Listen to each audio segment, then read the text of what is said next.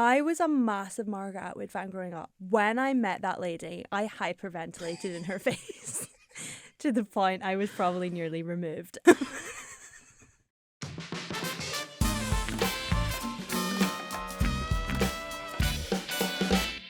Welcome to Josh Smith's Great Chat Show, the place where you're part of the conversations you won't find anywhere else. Now, before we get started today, make sure you subscribe so you never miss a chat, and let's get right into it. Lucy. Babes, welcome to the Great Chat Thank Show. you so much. I am so excited to have you here because this is your first ever solo podcast. Blessed be the fruit. Thank you for picking me, babes. A frame. I am so happy to be here. We need to have like a wall of first timers, I feel. I feel like it would fit in really well because you've already got like family photos. Yeah. I think family photos of me and Jodie Comer in the Holiday Delphi Theatre. This is me and my close family. Well, babes, we go in, we talk about great chats on this podcast. And there's one great chat I want to kick off with that I'm desperate to know about. Do it. Because you are starring in TheTestaments, which is written by probably the greatest living novelist, I would say. I agree. Margaret Atwood. Yes. Tell me about a really amazing chat you had with Margaret Atwood. Well, here's the thing. I was a massive Margaret Atwood fan growing up. So when I met that lady, I hyperventilated in her face to the point I was probably nearly removed. What was her reaction to that? She's very like demure. She's got it all contained. So she's not giving you a lot. I'm giving a lot. And she's just, she's a professional lady. And I think that's what's great about her. But I did remember we spent a lunch together, just like sat next to each other, chit-chatting. And what came up in conversation, I hear you ask? I'll tell you. We spoke a lot about etymology of Scottish words. I was fangirling because she knew Scottish words. And I was like, yeah, I know them too. What Scottish words? She was talking about like Bonnie. And like Bonnie. The historical like origins of it, and I was like, girl, of course you know it. Well, the thing is, she'd lived in Scotland, so I'd spent 6 months shooting in Toronto with like all these Americans who like kept like saying all these ideas of Scotland, and they're all like really off the mark. Yeah. Then I meet Margaret Atwood, smartest lady ever, who's also lived in Scotland. We're bonding. Mm-hmm. We're having a moment. We're sharing stories about the history of immigration from Scotland to Canada. We're talking about, oh my God, right, you're gonna love this. So we're chit-chatting, we're like hitting off each other. It's going great. And then my phone was out of charge because this relates. My phone's always out of charge. Mm-hmm. And because I had my old phone at the time. And I was like, right, I told her. And she was like, I've got something I need to show you. And I was like, oh my God, what's she going to show me? And she goes into her bag. And I was like, she's going to pull out like the Rosetta Stone. Like, what is this? And she turns around and she shows me a portable magnetic charger. And she went, you need to get one of these.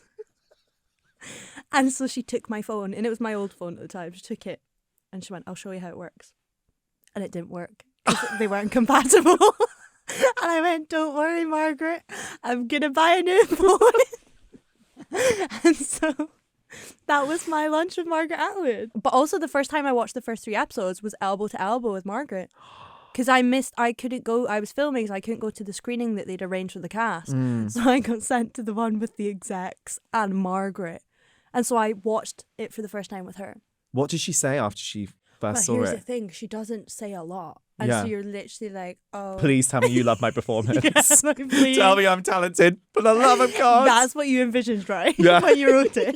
You imagine me as a Pearl girl. This is it. Exactly. Yeah. But then I did like later get feedback that I think she said something about how I captured the energy of Daisy that she'd written, and I went, can I write that down?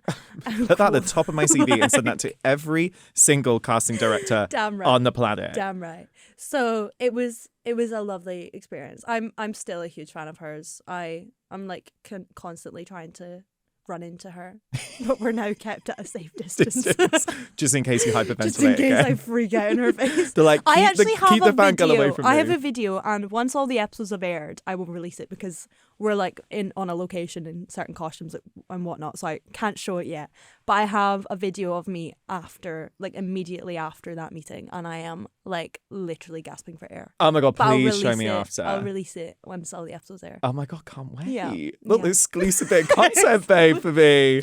Fresh out the phone. I love it. Never before Now, for anyone seen. who hasn't seen The Testaments yet, Yeah.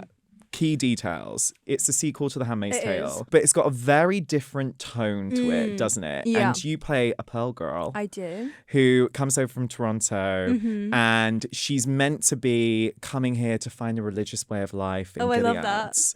But instead, hands. she's a spy. She is. And what a character, babe. Tell me about how this character found you. Where were you at in life when you met her for the first time? Well, I first met Daisy. I was in Scotland. I was in Paisley. Yeah. Because that's where I lived. And I just finished filming California Schemin, James' film, literally like the week before. Just for reference, we are going to be talking about James McAvoy later, who directed you in California Scheming. Yep, he did. And it was at Christmas time, 2024, and the audition came up, but I'd like not done it yet because we'd been filming, and I was like, and it was the last day before Christmas, and so I really haphazardly sent it in. Like, So a self-tape. Yeah, I did a self-tape, sent it in. How do you dress yourself up for it? We just Here's the like thing, I'm go easy so breezy. bad at dressing up for auditions. Like, I literally had a black long sleeve top on, and I had really bad lighting. And also, I recorded the other lines myself, so I was just reading with myself, but I turned the volume down too much that you actually couldn't hear the other lines, so it just looked like I was talking to myself. So stunning, Yeah, great, and great they saw first that impression. and they thought, she's the one. So then in the January after Christmas, I then did a Zoom call with Bruce, our showrunner, and then I got the job off of that.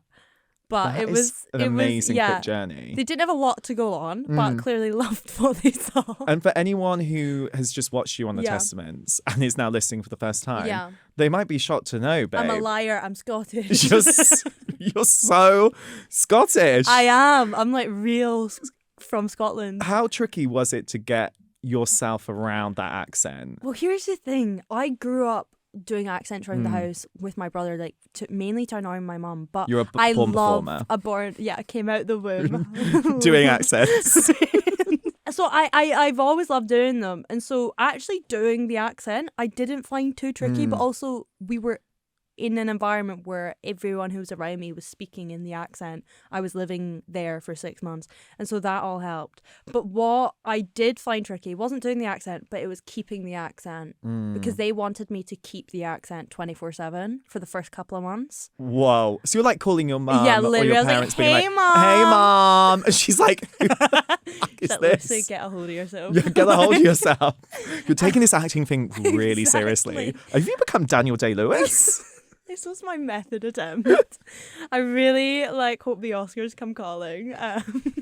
Well, the Emmys better be coming calling, that's all I'm saying. Should we manifest? We're going to manifest Take a that. minute. Yeah. So yeah, it was staying in the accent because I felt like I could never really be myself. I kept saying jokes and then being like, oh, like they wouldn't land, and then being like, oh, if only you heard it in Scottish, like it would have been hilarious. I'm actually really funny in my so native funny. tongue. Just so everyone's Guys, aware. I'm a hoot. Like back home, I'm a hoot. So that was tricky. But the Yeah. actual doing the accent, not so much. I think. I hope. The accent Unless is... someone hears it and goes, well, you maybe should have I think struggled you a bit know more. by now. Maybe it was... The accent was phenomenal. And Okay. also, what is so crazy about this is only your third professional job, right? It is.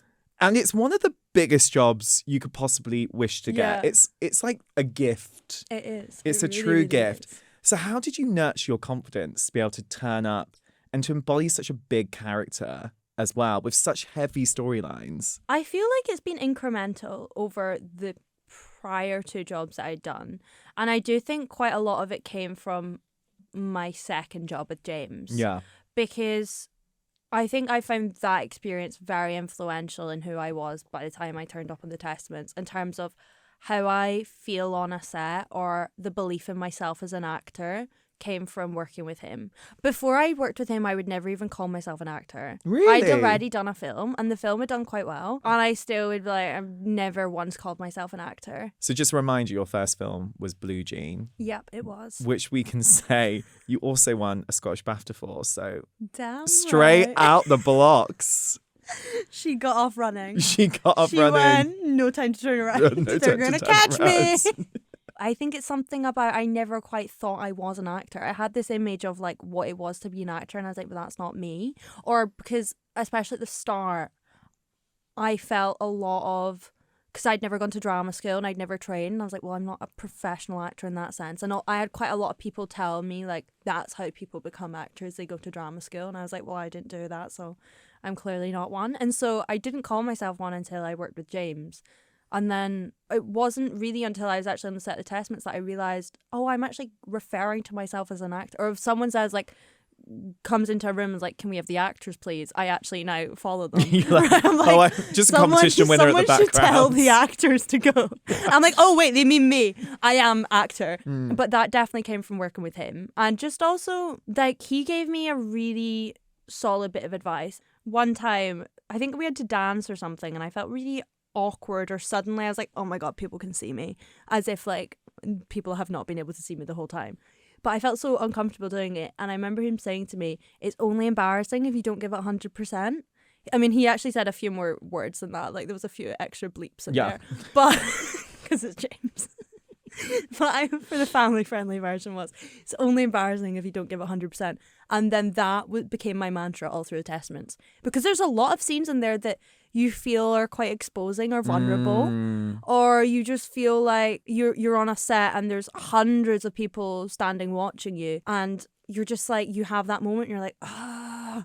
And I just repeat to myself, it's only embarrassing if you don't give it 100%. And I took that into every scene, and I take that now like in so many situations that I'm in, because it just like works. Because it's also like, if you're giving it your all, no one's like, oh, that's so awkward. They're like, what a professional. No. God, she's good. She's good.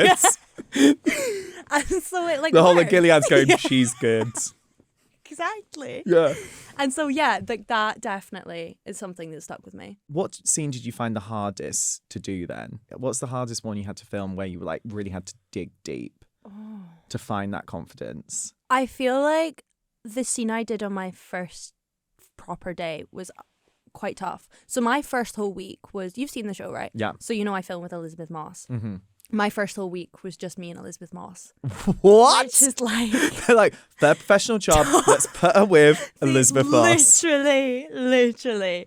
And so it was like a baptism of fire in a way. Like, she's Elizabeth Moss. Yeah. And I was, at that point, Lucy from Paisley, who's only just now saying she's an actor. But I remember the very first day, my parents died on my first day in the show. And that was like really intense, because I didn't know these people. I didn't know any of the cast or crew. And now I was going to have to like run down the street and like bare my soul. And I was still like figuring out like everything about how that set worked and how like a set of that size works. I've never worked in that environment. And I think I remember that being very difficult. Or just not difficult, but it was the, I think, hardest I found any scene, because after that I had the confidence of like reverting back to, oh well, I did that scene, so I can do any of the scenes, whereas that was the first of them. And it was also the first time I'd like properly worked with the director, and I was like, what if this is when he realizes he shouldn't have cast me moment. And I remember having that, but it went well, the day went well, and I remember that the week went well, and that really much set up the rest of the filming. Yeah. And I was like, we did that first week, we can do the rest. And working with Elizabeth Moss, I mean, let's take a minute, babes, because the queen of The Handmaid's Tale and the queen of Mad Men, like, she has had such a phenomenal career. She's so talented. What did you learn from observing her and working with her? She's an encyclopedia of information when it comes to this world and these characters. And she really further enforced in me the idea of how important it is to be prepared as an actor and know your information. And that's something that I've definitely done on all the jobs I've done. I like to gather as much intel as I can. I'll talk to whoever will speak to me before a job begins, and I really do try my best to do my homework. But that belief was only exacerbated by working with her, because I saw how she maneuvered around that space with ease. I saw how she could procure prior knowledge of scenes or characters and relate them to the scene that we're filming in that moment. And I was like, this is so incredible, but also so important, because to bring truth to your scenes as an actor, you need to have that information and you need to do your work. And I think it's important that you do your work, because everyone else on that set is working hard. So why shouldn't you? And I think that work ethic really shone through for me from her. And you have such a strong sisterhood around you, led by Chase Infinity. Yeah. I mean, what a sister I know to have on this journey. How much has that sisterhood helped you? Or what do you think that sisterhood's taught you as well? I think it helped massively. I don't think we could have made a show like TheTestaments with the intensity that it possesses without the relationships we had on that job and the environment that we had, because the whole cast, the whole crew were so kind, so supportive, and they are what allowed the transition between those heavy, horrendous scenes and reality. They allowed that transition to take place, because without it, you know, you'd have finished the scenes and you'd then have all of this emotion and all of these thoughts, and you wouldn't know where to put it at the end of a day, and you'd be taking it home with you, and it would just spill over into real life. But to have people who would just support you and hold you and allow you to essentially detox from any scene and just go back to normality was so crucial. And yeah, I don't think it would have been the experience it was, and I don't think it would translate on screen the way it does. I think the reason you can see all these beautiful friendships and the nuances of their friendships is because that came from a place of reality, and I really love that on screen. And it definitely shines through. Oh yeah, for sure. What was the biggest moment of release for you? When did you need it the most? And how did you get that release? Oh my gosh. Well, we spent a lot of time together out with filming. And I think after a particularly heavy filming session, we all went to medieval times and What? And screamed at the horses and the knights. What do you mean? Do you know medieval times? No, I do not. And I need to be educated on this immediately. Okay. They have this thing in America and in Toronto. It's, I guess, a franchise. And it's a dinner entertainment thing. I'm trying to think of an equivalent. But you basically immersive yeah, dinner you basically experience. go, they will serve you dinner and you watch a jousting match. And you get allocated a night to vote, to rally behind, and it's probably really good for like a 7-year-old's birthday party, if that helps paint an image. Yeah. But we went, and you get a little crown, and you get given a knight, and that's your knight who you're supposed to cheer on, and you can scream like nobody's business. So that was your mental health release. That was my on mental the health Testaments. release. Also seeing Superman 5 times in cinema. If he can do it, I can do it. I that film really got me through filming. That is so niche. I'm also desperate to go to medieval times now because I'm a history guy. Oh my God, you'd love it. I need to go. I don't know how true to history it is. Oh, I don't care, but if I'm feeling like my medieval queen self. Okay, yeah, you can do that. I didn't know if you That's meant the if role you I want was to pull born out to the play. fact sheet. I was like, I don't think you're going to be doing Not going to go back. Is medieval times historically correct? You're not going there for an education.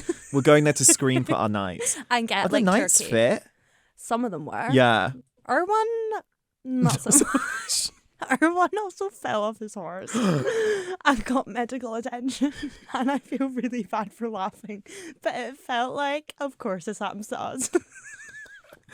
Not to make that about us, but we did, and it was typical. Yeah. We've had a bad week and our knight now falls off his horse. But some of them were quite hot. Single girls, get down to medieval times and pick up a hot night with your crowd. I am desperate to go now. I cannot even go. They're all over the States, and then there's one in Toronto. Oh my God. But they're all, if you're ever in the States. I'm literally thinking I'm going on my stag do to Miami. Oh, No. And I'm wondering if there's one in got Miami. To be there's one in got to like, be one in Miami. It's in, like, I think the major cities in each state.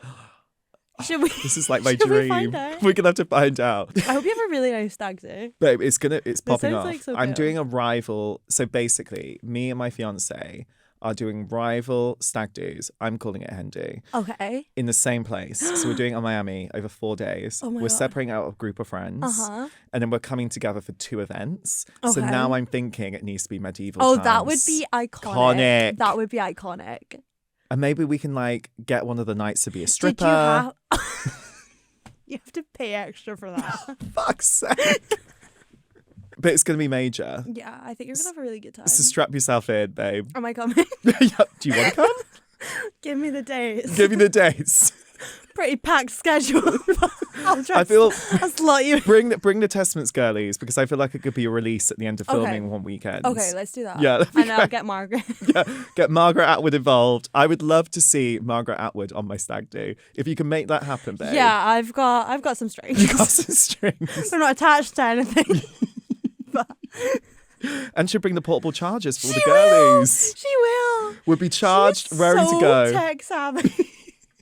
Speaking of Margaret, though, yeah, one of the things I love what Margaret has said about the Testaments and the Handmaid's Tale is there's nothing in those 2 shows that hasn't happened to a woman somewhere in our world. What do you think for you is the most pressing issue young women face in society at the moment? One. You can pick a couple, babe. We got time. Honestly, I feel like the most pressing issue is the fact that we could pull up a scene from any point in like ancient Roman times or like medieval times, and no pun intended, and look at a scene on the news and there wouldn't be any difference. Like the crossover is crazy. Like the fact that not just women but people in general also are just being stripped of rights left, right and centre. We're going backwards. There's policing on human bodies. There's people making decisions for mass populations and getting to make that all on their own. It's just we are living in a very backward, primitive time, and it's terrifying to think that we are regressing in such a way. And I think that is what makes the show so harrowing, is that we're continually having to reiterate that this isn't some sort of dystopian prophecy. Everything has happened in history, and the reason that it's resonating with you now is because we're literally repeating history. We're just going round and round in circles, and that's scary. And I think also what the show does so well is it really does explore violence against young women. Yeah. And it does it in a very clever Yeah. way that really ignites conversations, I think. And there's no escaping that violence against young women is an epidemic in our society. Yeah. For you, when you have conversations with your friends, what would you say would make the situation better? The situation about young women? Well, I feel like so much of it is education. And I feel like especially nowadays we're living in a time where social media and the internet can perpetuate any form of belief, especially if that's a very negative belief. It can share that and spread that widely. And I think that's where it comes from. I think we need an education, especially with children and young people, that this is not how we should be living. And I think we're so susceptible to what we see online that you can understand how especially impressionable young people, young men, young girls, young everyone can come to believe in those things also, because they're being inundated by it. And as far as they're concerned, that's what mass populations believe, because that's what they're seeing on their screens. And so I do think we need greater education. I like to hope that shows such as The Testaments can contribute to that education by just offering further points of reference to what this reality is, by offering opportunities to spark conversations. And I think when it's presented in the way it is, it's presented as a fictional drama. And I think that allows it to be more palatable than, say, scenes on the news, even though there's not necessarily much difference between what you see on the news and what you see on The Testaments. people can somehow digest it easier if it's fictional. So I'd like to hope that shows such as that allow change to take place. I mean, we saw it with The Handmaids. The Handmaid's Tale literally became emblematic for protest and reality. And so I'd like to hope that The Testaments can offer a resource in any way that The Handmaid's Tale did. So, Babes, we have picked up on this a little bit already, but we do need to talk about you starring in James McAvoy's directorial debut, California Scheming. This story is nuts. Yeah. It's about two Scottish friends who are rappers who pretend to be American to get a record deal. And it is honestly a banana story. They end up supporting Eminem in real life, which is crazy. But what I love about this movie so much is it really makes you think about the depths that people go to make their dreams come true. And those moments, these very visceral moments of like, this is never gonna happen for me. Yeah. Did you ever have a moment where you questioned whether this was gonna happen for you? Becoming an actor? Yeah. I did. I went to med school at 17 because I was like, I'm not going to become an actor. And I grew up doing drama as a kid. I loved it. Loads of my friends from there did go to drama school. But I was like, oh, I can't do that. And so I didn't. I went to med school. Classic alternative. Obvious second choice. Yeah. You'd be great for the pit though, babe. Thank you. Let's make that happen. Yeah. Manifesting a lot today. Yeah. But yes, I did that. I fully, I guess in a way, wrote it off. And then it was only through serendipitous means that same year an open call came up for a film and I applied, got the job. Everything else has occurred as a result of that. But yeah, I definitely had that. Hold on a second. When you say, you make that sound like so smooth. I just went out for an open audition, but you went out for the audition for Blue Jean, right? And it was an open casting call, but didn't you lie? I didn't match any of the information. What were they looking for? And what did you say you could do? They wrote, we are looking for teenage girl, which I actually did take in all fairness, teenage girl from Newcastle who's a big footballer. And I went, easy. So I literally just replied, hey, I'm perfect. Was I from Newcastle? Nope. Had I ever played football in my life? Nope. But I was like, I'll learn these things. And then I did learn the football. Then they just like wrote out the Newcastle bit and let me be Scottish. But yeah, I kind of was just fully ballsy and confident in it that I was like, I'll figure it out. But they don't really know that yet. Do you have no fear? I think I do. I think I've got an inherent thing that I've had. I can think of examples even from very young where I have been quite gutsy, but I think you've got to be. I think maybe it's something about coming from Paisley where it's instilled in you that if you want to get somewhere, you got to be gutsy about it. But yeah, I think I probably am a little bit. I think I have no fear, but I have great anxiety. Don't we all? I don't think they're... Welcome to being alive in 2026. I don't think they're correlated. No, they're not. But it's kind of amazing because you are the definition of fake it until you make it. Yeah. You just threw yourself in there. Yeah. But I don't know if I faked it. Well, you were about to fake the. You were about to fake the. You were about to fake that you were from Newcastle, babe. Yeah, I did. True. You're right. Did you try the accent? And they were like, "Do you want me to get to Scottish?" I can't remember. I think it might just never have come up, but honestly, I might have tried the accent and they went, let's go back. It's all right. It's not that deep. Yeah. And just speaking of California Scheming, because it is about a lie that gets out of control. And I think we've all been in situations where we maybe lied about something and then we're like, oh, wow, this is really taking legs now. Have you ever made something up that's kind of got a bit out of control? I had one time where me and my friend went out in Nottingham. I was probably about 19 at the time. I was at uni. I was visiting her at uni. We went to this gay bar and we made up to this boy that I was getting with that we had just been cast as a brother and sister in Hollyoaks. And it got so out of control that this guy that did, like, because he was trying to, like, impress us, went to the DJ and did, like, a whole announcement being like, Josh and the team have just got a role in Hollyoaks. And we're sat there being like, what the hell is going on here? No, and the that's next awful. day, this is when people were still posting on people's walls on Facebook. And he'd added me already. Desperate. What can we say? And one of his friends would be like, I can't believe you got with someone who's going to be on Hollyoaks. And we were like, Oh my God. I just had to like block him and just delete the whole situation from my life. Do you know what needs to happen? Two things. You need to go on Hollyoaks and he needs to come to your medieval time stag do.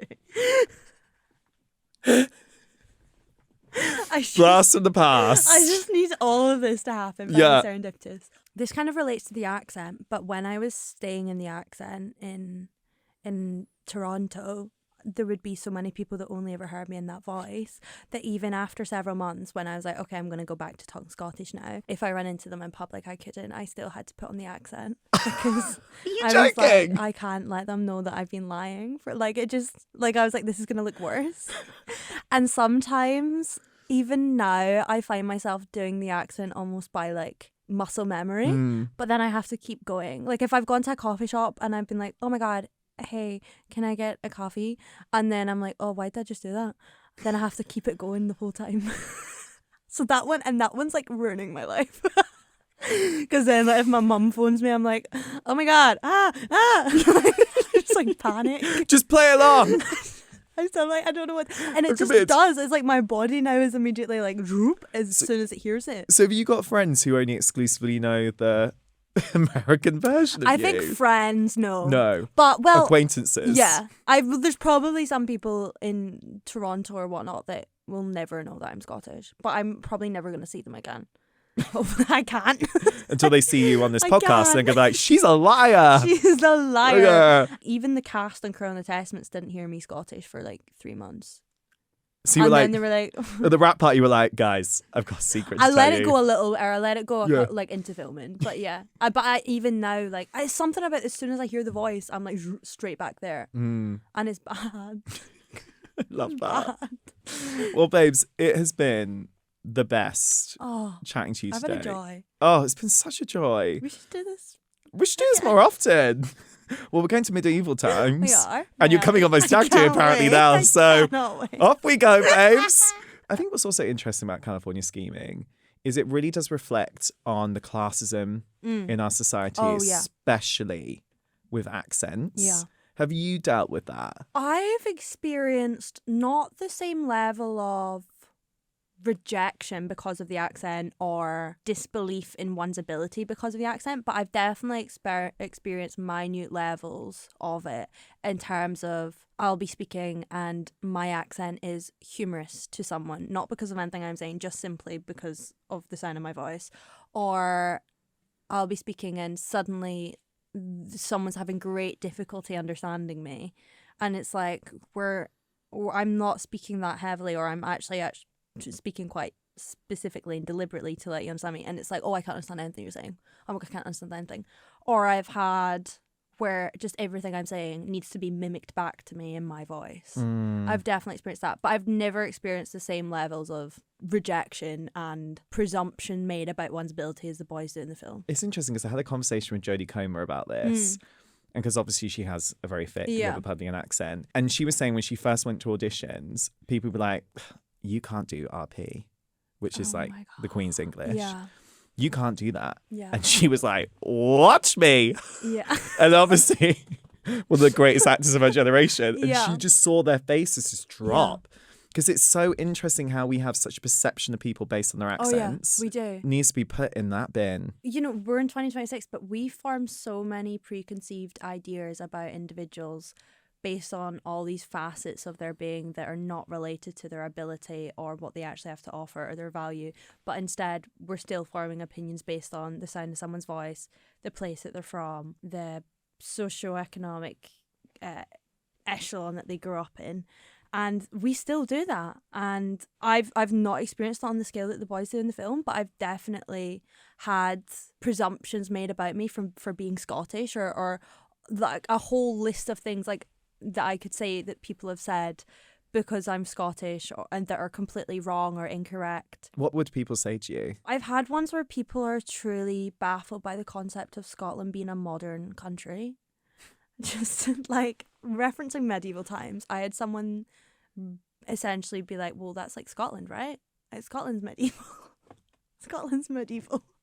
We're not jousting anymore, babe. Like, how did you think I got here?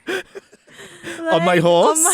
I'm in Glasgow Airport, Air Canada. Like, Like, it baffles me. And then I had someone wholehearted, like, full confidence say to me that Scotland doesn't have beef. What? And I was like, sorry, what? And then I was like, and then I kept being like, repeating it just to check we're on the same page. And then I was like, beef is in cows. And they went, yeah, you don't have that. And I was like, we do. Why did this person think that you didn't have cows but or it's beef? like that's like I don't know, but that's like the confidence people have in giving you their presumptions or stereotypes, even if they're completely incorrect. I've had ones just more about like me growing up or like whatnot, or like from the town I'm from, or just like a whole host, but some of them you've just got to laugh because you're like, what? But then that just comes back to like education. Like, have you just not been exposed to it? And then if it is due to a lack of exposure or education on Scotland or anywhere else, what can we do to alleviate that and to make sure that people are being educated about other countries and other nationalities and not forming wildly incorrect and offensive generalizations about groups of people? Yeah, we love to start important chats on this podcast. I want to know, what do you think we should all be chatting about more? I think we should have more dogs on planes. Yes! Oh my God! Yes! Or just easier to bring a pet with you. Babe. Yeah. I could not be more passionate about this issue. I'm so glad. I am desperate to take Ren on holiday, to take her on her first like big holiday abroad. I'm desperate for my dog to come on my stag do, so we need to sort this out. But it's impossible. Yeah. And just think of all the joy it would bring you. Because I always think in the States, I think there's a lot easier it's so easy. People can bring pets. And I remember when we were filming, when the girls brought her cat, and I was so Sorry, confused. Someone brought their cat? Yeah, to like Toronto. Who brought their cat? Rowan is the best cat in the world. It's so cute. Rowan brought her cat on a plane? Yeah. To film the show? She lives in the States. So it came from... Yeah. So like they let pets on planes a lot easier on the airlines in the States. If your dog or cat is, I guess, a certain size, it's fair game. Come on in. As long as it can sit in under the seat in front of you. If it can go in a little, like, carry case in front of you. One thing that's an injustice is you can't take a dog on a Eurostar.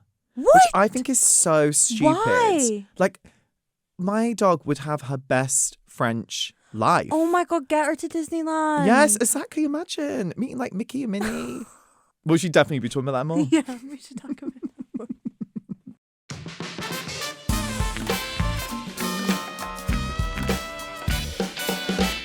Thank you so much for joining me for this great chat. Make sure you subscribe so you never miss a conversation. And also check out our group chat, our bonus episodes where you get to be part of the conversation too. I'll see you next time.